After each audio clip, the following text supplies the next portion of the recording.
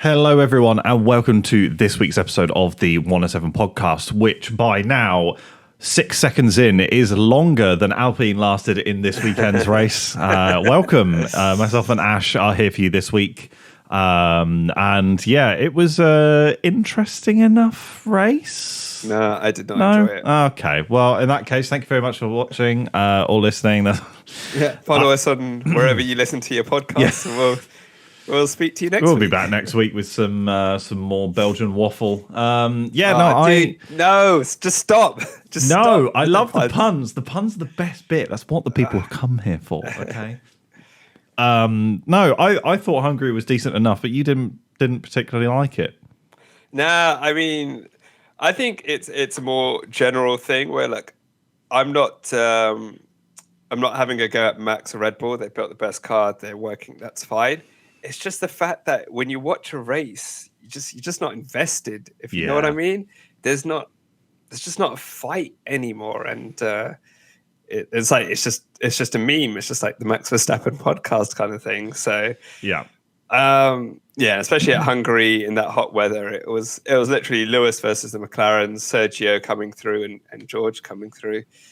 That's it, but it wasn't a particularly entertaining race bar the first corner with the Alpines and Zhu and Ricciardo. I mean, I thought it was interesting enough. I think the new quali format worked quite well, don't you think? Yeah, I enjoyed that. So let's start with quali. Let's do that. One set of tyres for each session, hard, medium, soft, Q3, Q2, Q1 respectively.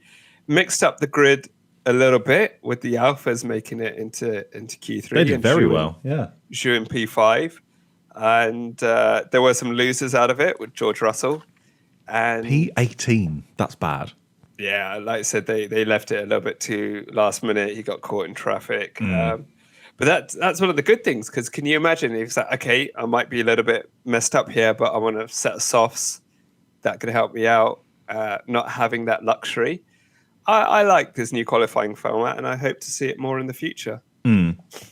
I still think it does beg the question, surely one-shot qualifying could also work. Oh, yeah, we talked about this last week. I would love to see one-shot quali. It's just that it's not fair with track evolution. That's it. Yeah, true. If you're the last one out, you run the risk of a yellow flag or a red flag, but you also run the risk get the advantage of the track being quickest, which is why I said in last week's episode is that if you're on pole in the previous race, you go out first in quali.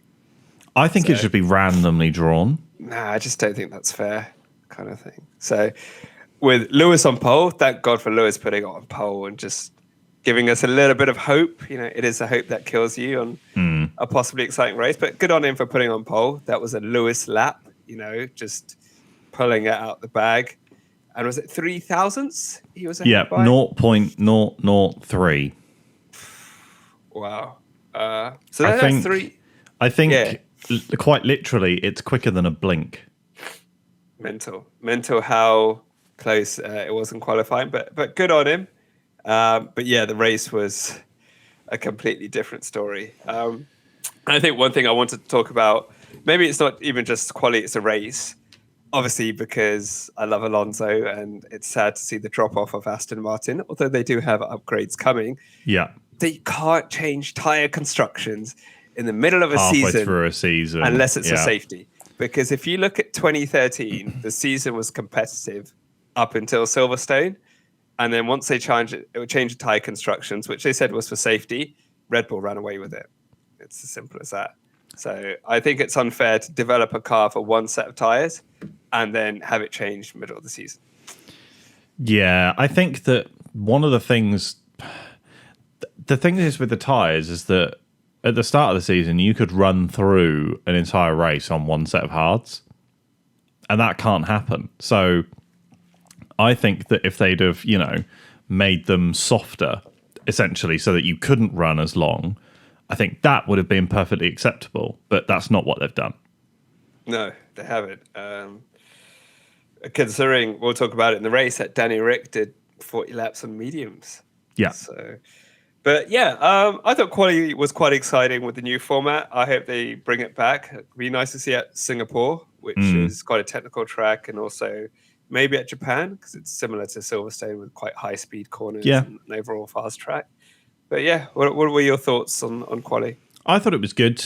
I think that it would be very interesting to not know what tire compound each quali session was on. So, for example, literally 10 minutes before, it's random. Like, right, okay, 10 minutes before Q1, so all 20 drivers, it's mediums. Put your mediums on, let's go. So you don't know whether it's soft, medium, or hard, just to throw something else in there, because ultimately it doesn't matter, really.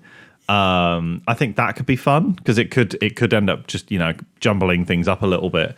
But like, other than that, I thought it was good. I thought that it's the sort of thing where on a sprint weekend they could implement to make it even more crazy. So you keep the sprint quali, which they're doing anyway, but then you have quali be different on those sprint weekends as well. Even though the weekend doesn't really make sense because you have the quali and then you have the sprint quali and then the sprint race and then the actual race. Rubbish. Don't like that. But I think that could be a good weekend to do this sort of setup on. But I still think one stop would probably be a bit better to be one stop, one shot. What about just one set of compounds? So everyone's on soft for Q3, Q2, and Q1. So that way, and you only get one set of tires for each quali session. So Q3 one set, Q2 one set, Q1 one set. So that could mix it up a little bit because you're like, right, do I go out early and get a banker lap in? Or do I wait till the end when the track has rubbered in? But then there's a high chance of yellow or red flags. And, you've got to be really careful on how hard you can push, how many laps you can do because you've only got one set of tires. So if you therefore then mess up your banker lap and you've got to go out again, that could mix it up a little bit. That's it, yeah. But yeah, I like the fact that they changed it, but it was not like a major dramatic change. Hope to see it again in the future. No. And yeah, the McLarens are doing well as well.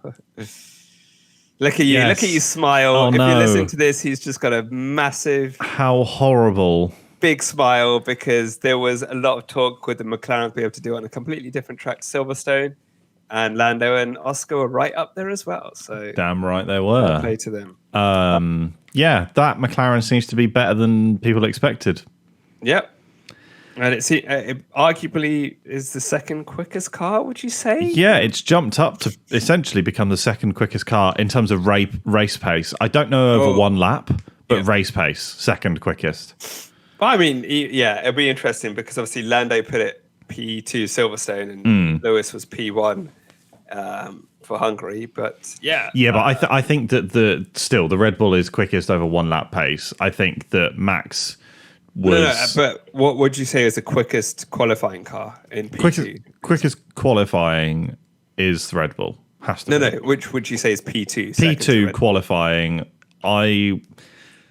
it depends on the track as well. That's the other thing as well. We've seen the Aston's up there with Alonso. Aston's great at quali. The Ferrari's not terrible. Like I think quali on if it's perfect conditions for any of the cars, I would actually argue that the best quali car obviously is going to be Red Bull, but I would argue then it probably is Ferrari, Aston, McLaren, Mercedes in that order. I would say Ferrari, Mercedes, McLaren. I think Mercedes Aston is probably very, very similar.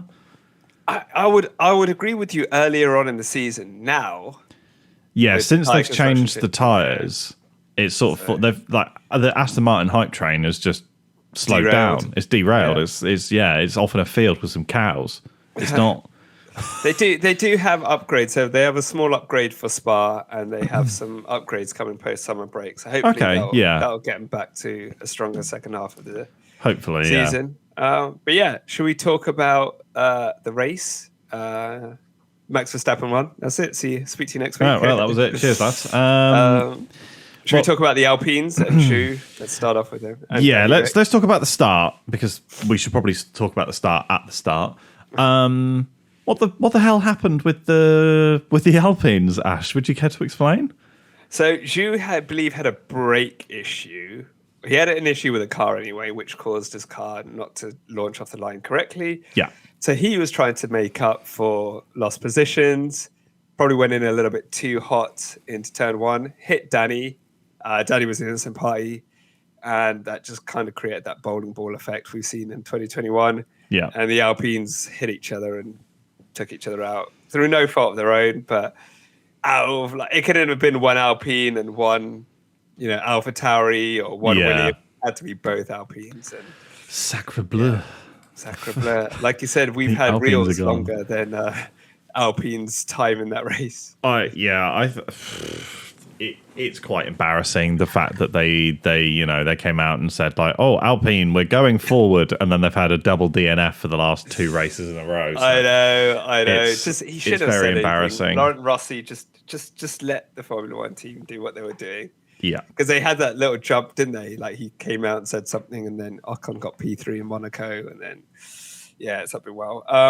Lewis didn't have the best start, which he admitted on the radio, which he apologized for, which let Max through and the 2 McLarens through, which kind of then dictated the positions for the race. Good on Oscar, superstar. Oscar, got it to P2. Rookie of the year. Yeah, he is rookie of the year so far. I would like to understand what went behind the strategy decision to let Lando pit first. If it was by choice, where Oscar was like, "I'm happy on the hards, I don't want to pit," and Lando was like, "I'm happy to pit," fair play. If they're giving preferential treatment to Lando when he's not ahead on the track, that I think is wrong. Do you think it could be a situation where, like at Mercedes, they switch whoever is the lead driver each week? I think track position is key. Yeah. So if you're ahead on the track, you get preferential strategy. But in terms of like maybe qualifying, because I know we've got Monza coming up and there's going to be toes. Yeah. Left, right, and center. It could be something like that. TOW, not TOE. Yeah, TOE. Yeah, like towing just each other. checking. Yeah. Okay. You derailed my thought process. What I was going to say, I think with when they didn't have a quick car, they didn't really care. Yeah. Now that they're fighting for serious points, they may have to be. I wouldn't say pick a lead driver, but they may be like, look, if someone's in P2, we just keep them in P2, right? Even if the driver behind is quicker, just to secure the points. But I suppose it's a good problem to have. Oh, it's an amazing problem to have. But I do feel like Oscar will be feeling very hard done by, I think so, that I think it was mostly just unlucky. I don't really Lando know. put in a stonking outlap, to get ahead, and I think he had the quicker pit stop. But if you look at Oscar's last stint on those mediums, he wasn't really enjoying it. And I listened to his post-race radio where his engineer Tom Stallard, I believe, kind of said, "Look, we'll look into what we can do about tire management." And, like I said, maybe he's a rookie; he's not got Lando's experience and managing tires. This is exactly the situation where Formula One experience will help you in a Formula One race. Nothing against Oscar. It's literally just Lando has so many seasons, 5 seasons under his belt now. Well, this is his 5th season, I think. So he will know exactly what to do in that situation, and he will be more used to it. I think that's literally all it boils down to. I think that if you get the longer we give Oscar, the closer that gap will get. Yeah, next season will be very interesting. Absolutely, I'm really especially looking if they've got that. a competitive car. Yeah, if they carry on having a competitive car, for sure. So McLarens were P2 and P5. Checo came up through the pack to end up in P3. And what happened with Perez? He got driver of the day for that. Why? If you are one of the listeners who voted for Perez for driver of the day, why? Because it shouldn't have been him. It should have been Danny. Perez should be P2 or P3 in the fastest car on the grid. So don't give him credit for coming from P9 to finish P3 in literally in rocket. And if you're going to do that, give it to George Russell. Yeah. Same thing. George deserved it more. Oscar deserved it more. I'd even argue that Hamilton deserved it more. I would say that, yeah. Nothing against Perez. Lovely bloke. But at the same time, you're in the fastest car on the grid by a country mile. So act like it for once. Sorry. Well, he was very aggressive. He did get himself up to a podium position, so it'll be interesting to see what this Danny move to AlphaTauri does for him for the rest of the season. Yes, and speaking of Danny, how did he get on? How was his weekend? He did really well. So he outqualified Yuki did. He beat him in the race. Did 40 laps on mediums.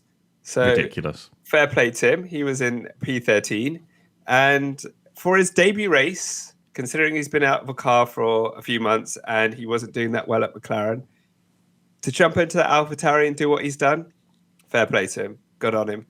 Yeah, and it's pretty impressive. I would like to see what he does for the rest of the season, and I absolutely would not hold it against Yuki. It's just been one race. Yuki's still the benchmark, I think, in that team. So, yeah, but fair play to Danny. Credit where credit's due. You can criticize him when he wasn't doing well in the McLaren, but when he's doing well in the Alpha, relatively, you gotta hold your hands up and say well done. Yeah, I think it's important not to get carried away. He didn't set the world alight. He had a solid performance in that AlphaTauri. Yeah. I think that he's done better than some people expected. I think we both said here on the podcast, we both said that if he doesn't beat Yuki before the summer break, fine, whatever, yeah, completely justified. I would understand. However, he's beaten him now before the summer break. And now it's just a case of how long until he gets some points. Yeah, I know. It could just take a wet race, could take a really good race. I think give him, like I said, he's got Belgium, and I think he'll be in the simulator quite a lot over the summer break. Yeah. If they're allowed. If they're not, I don't know. I'm not sure.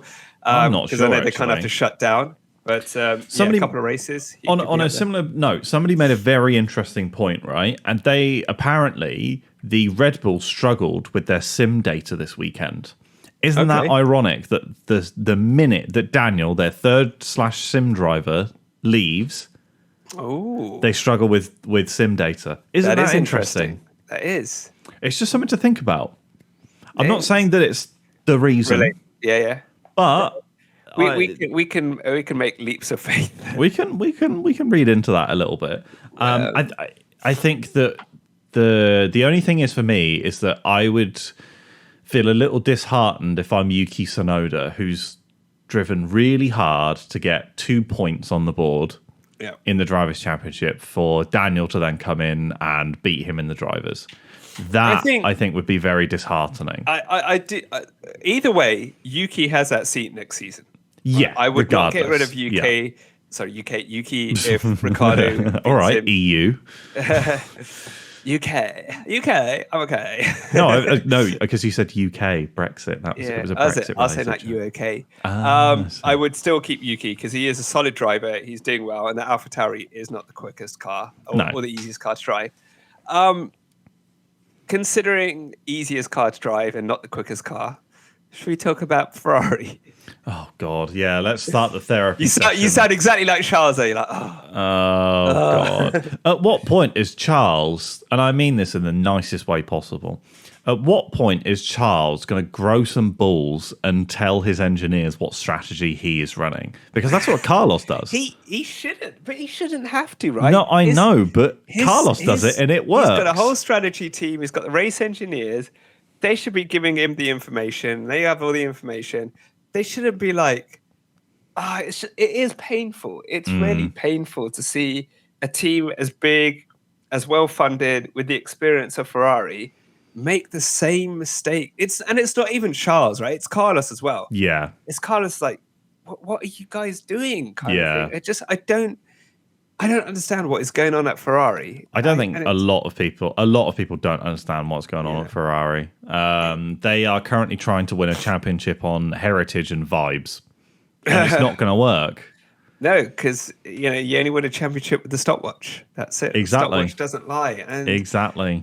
I wouldn't even mind. Like, okay, you don't have the quickest car. That's fair enough, right? You're up against teams like Mercedes and Red Bull. Yeah, that's fine. But at least if you're maximizing what you're getting. And it doesn't seem to be that they're doing that. And there it is. So for people who would like to relive the horror, they had a 9.4. Well, Charles had a 9.4 second pit stop, which felt like an age. I think he had an issue. Well, he didn't have an issue. The mechanics had an issue with the wheel gun on the back left during was it his first or second pit stop? I actually don't know which one it was, but I don't think it matters that much. I would say, hold on, I'll find out for you. Okay, thank you. Charles Leclerc. But it was not a pretty sight. And it didn't get much better for him after that, did it? It was his second pit stop. Second pit stop, okay. But during his second pit stop, what did he do? He was speeding in the pit lane and got himself a 5-second time penalty as well. You can't blame the strategists for that. That's you. Learn to use your brakes. To be fair, it's not the worst weekend in a Ferrari, is it? France last year. So France the year before, 21 France, when he slammed it into the wall and just screamed. Was it that France? was a painful. Was it 22? 22. 21. That was a painful moment because he was leading the race, wasn't he? I think so, yeah. I think he was. But that was the same race where Carlos was trying to overtake someone, and the fucking strategy team were like, "Pit now," and he's like, "No, why now?" Like, yeah, unbelievable. It might have been Charles's first stop. Sorry, this thing is not clear. Either way, they messed up his pits. But yeah. That's what I mean, though. Right? Is they're talking to Carlos while he's having a battle. Yeah, and you think, okay, all right, maybe one off, but it's like we're still talking about the same things this shit season all the time, yeah, and it's just frustrating. And do you know what? That's the annoying thing, is that if they get the car right, they have the drivers. Yeah, right. They've shown it at the start of last season. It's like, look, we can fight, we can compete. Carlos won in Silverstone last year. Yeah, Charles was at Bahrain and a couple Austria. Yeah. But year. Also, back in the day, 2012, when Ferrari didn't have the fastest car, they had great strategy and great pit stops, which helped Alonso basically fight for the championship until the last race. Yeah. So even if our car's not the quickest, but we're acing it on strategy and pit stops to maximize what we can do. But can we just talk about something even more painful, which is Aston Martin? Oh God, yeah. It's not a great weekend for them, really. I mean, you say that P9 and P10. I mean, so if you're talking about a team maximizing results, that's what they're doing. The tire, if it is a tire. So I was watching Ted's notebook, and Alonso said it was the tire construction that's caused the drop on performance, and Aston Martin is like, no, we just think the other teams have just caught up to Red Bull. I think at the very least, it will have impacted them. I mean, if Alonso is saying it, right? I'm not saying Alonso would, but if he's saying, it could be the tires rather than our upgrades aren't working or we're not upgrading as fast as the other teams. I think he would maybe say something like that. But the fact that he's referencing the tires, it probably is affecting the car. Yeah. But yeah, they're maximizing their results. Either way, him leaving Alpine was a great idea. Yeah. So, and I'm happy. I find it funny that anyone else leaving Alpine, he also see, when he was smiling at Oscar's interview, yeah. He's just like, so there's funny. It wasn't just me. Everyone made the right decision. But yeah, I mean, they're maximizing what they can. I really do hope the upgrades that they bring over the next few weeks gets them back up there, because it's just Alonso on the podium is just it's vibes. It's vibes, isn't it? Yeah. It is vibes. So Danny did well getting it to P13. Yeah. One thing we didn't talk about in qualifying was the Alphas. Yeah, true. Yeah, Alpha smashed it. Yeah. So talking about a mix-up, Zhou in P5 and Valtteri in P7 shows that they had the pace on those tires and at this track, and that's good. I think my prediction, because I'm going to try and save myself here, was I did say that Nick would outscore Yuki. I did also say that Zhou would outscore Valtteri over the season. So maybe that might come true, So, I might just clutching at straws, Ash, but yeah, sure. If there's straws there, I'll clutch out. Yeah, at least then I guess I tell you what, here's hypothetical. Do we think Daniel is going to outscore Yuki? Oh, I think he will. You think he will? I think if this is what he's shown after one race, I think he will. I'm gonna say he isn't. You're not gonna say he isn't. Okay. I'm gonna say he isn't.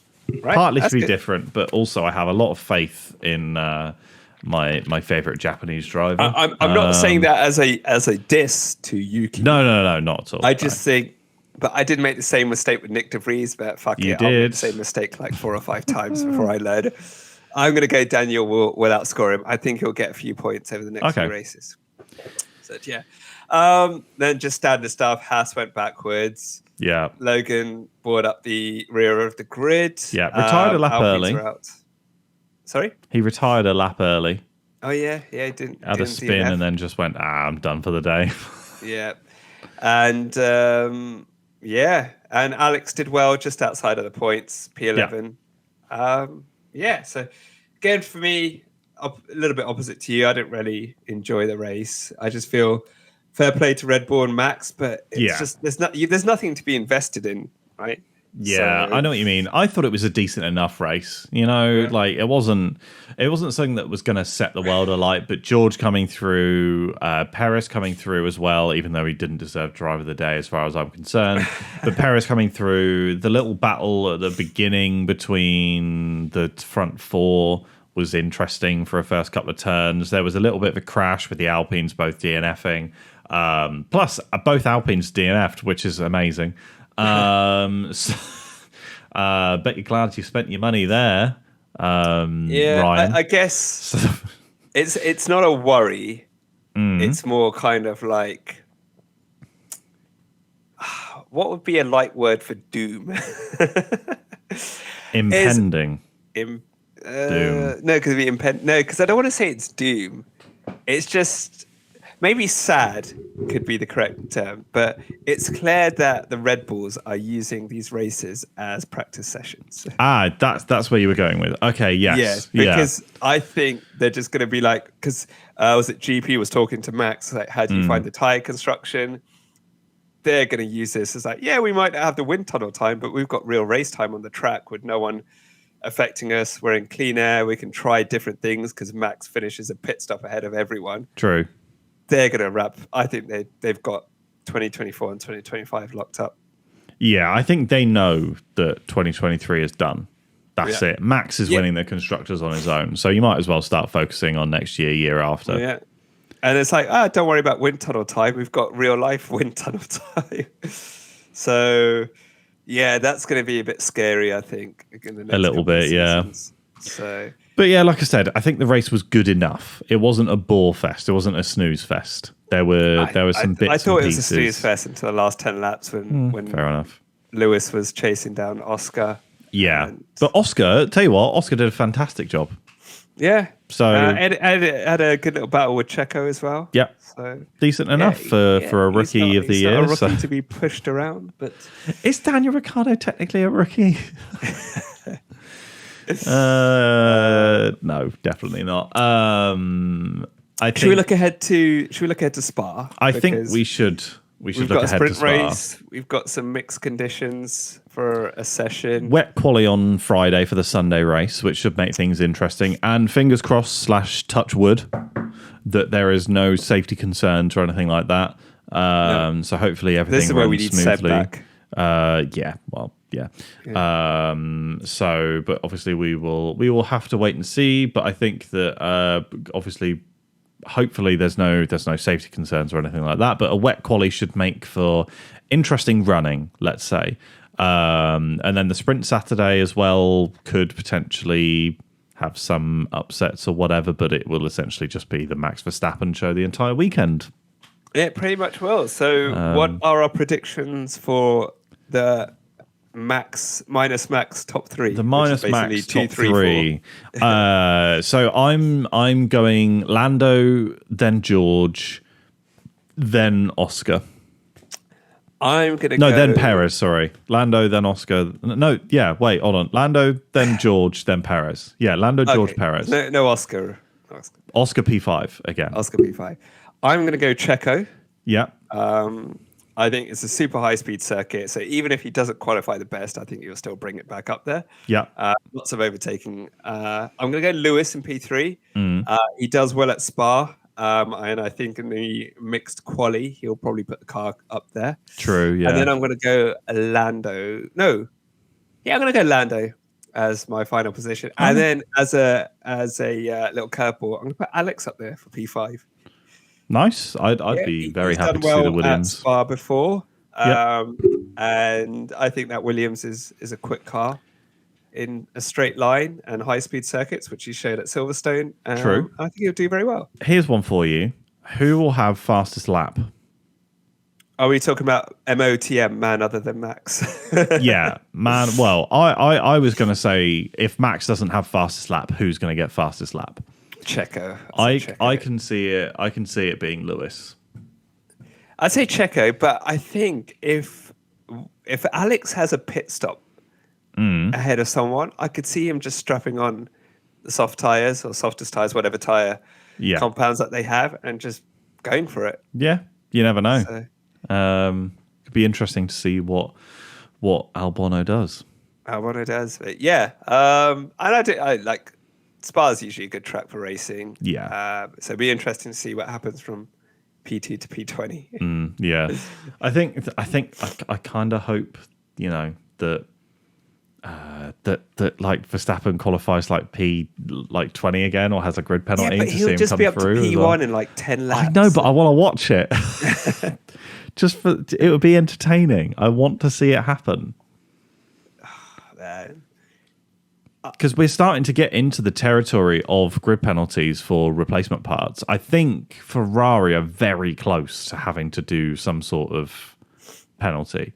And I think they should be clever and they should take any grid penalties in Zandvoort. Really? Yeah. I would take it in Monza. No, I'll take it anywhere. Anywhere that's high speed, with lots of overtaking opportunities. Monza is your home race. You want your best result. You don't want grid penalties in Monza. If Ferrari get on the podium in Monza, the rest of the season won't matter that it's been a complete shambles. If they get on the podium or win somehow, which is they're gonna run with no wings. Honestly, that might work. Pure. They're going to win it on pure vibes. No drag. Yeah. But I genuinely think for Ferrari, if they focus on having a very good Monza, the season won't be a complete failure.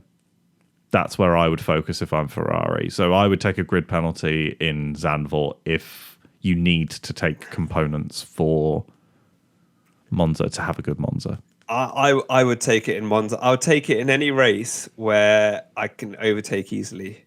I wouldn't take it in Zandvoort just because it's just so difficult to overtake and you don't want to be at the back. You want to maximize points. True. I know you want to maximize points, but you also want a good Monza. So that's true, but that's the thing. That's what I'm thinking of. Having a good Monza will be very, very important to I'll do the opposite, but hey, we'll see how, as Max said, Ferrari will fuck up the strategy. Yeah, exactly. Yeah, either way, they're going to be goners. Yeah, cool. That's probably about it. To be honest with you, there's do we want to talk about the Lando just getting so pissed at Max and just smashing his trophy? Yeah, I can't believe he went on that massive tirade. Just bashed it over his head, didn't he? Just conked him on the head with it. Yeah, I think Lando's obviously gotten some very unfair criticism. Unfair, because I've said this to you, right? What a driver says in a car where they're hot, agitated, got someone talking in their ear, trying to manage the car, trying to manage the tires while hitting their braking points. Take it with a pinch of salt. So many G's. You're allowed to be angry and frustrated and stuff like that. So all the stuff that was said online about, Lando and, he was P17 before and he was given blue flags and all that. Just fuck off, man. Yeah. You don't know what it's like to be in his position. If it's outside where he's a bit more relaxed and calm, it's like, okay, Lando, I think you should watch what you say. When you're in a car and you're in that stressful environment, I don't take anything that they say. And Seb said it in a press conference. This is why we need Seb back. He said it in a press conference a few years ago. It's like, you see footballers on the pitch and they swear and they shout and all that. But there's got adrenaline going. They're in the heat of the moment. It's a competitive environment. So Yeah, all for him. And the trophy thing was just an accident. Simple as. Complete accident. It's not like Max doesn't have enough Eddie. He's like, I'll just get one in Belgium. Don't worry Literally about will it. win one in another week. I'll win it next year. Don't worry about it. If it makes you feel any better, he will win 4 in July. So I wouldn't worry about it, mate, to be honest with you. Yeah, I think it's a bit of a shame. Obviously, it takes 6 months to build these. But, like, I think 6 months to build a little trophy like that. Are you mad? But the annoying thing is like everyone's having fun with it. Red Bull having fun with it. Yeah. Lando's having fun with Max. And then you got people in the comments saying, oh, Lando should have been more X or Y. It was an accident. It wasn't on purpose. That's it. What you should do is, if Lando's on the podium this weekend in Belgium, he should just grab Max's trophy and like pretend to throw it off type thing, purely just to mess with it, because why not? Like, just... Yeah. If Max and Lando are on the podium, if I was Max, like just give me the bottle of champagne. Yeah, exactly. Just give me that. Or hold the trophy very, very carefully. Yeah. Or maybe break Lando's one. Yeah, I would like to know what a P2 or a P3 trophy looks like, and then just yeet it. He should do the P2 trophy, but like he should do what Lando does. He should do the trick on his trophy, on his podium spot. But all right. Well, I think that's probably about it then. That's about it. There's actually not much in news either. No, there's no silly season stuff to cover. I'm sure we'll hear more about what's happening over the next few races with drivers and stuff like that. But look forward to Belgium. Yes, and it's back-to-back race weeks, which is nice because we're about to have a month without races. So. Yeah, bring it on, Belgium, because the next time we'll see you is in the Netherlands, and that's too far away. I don't like it. They need a break.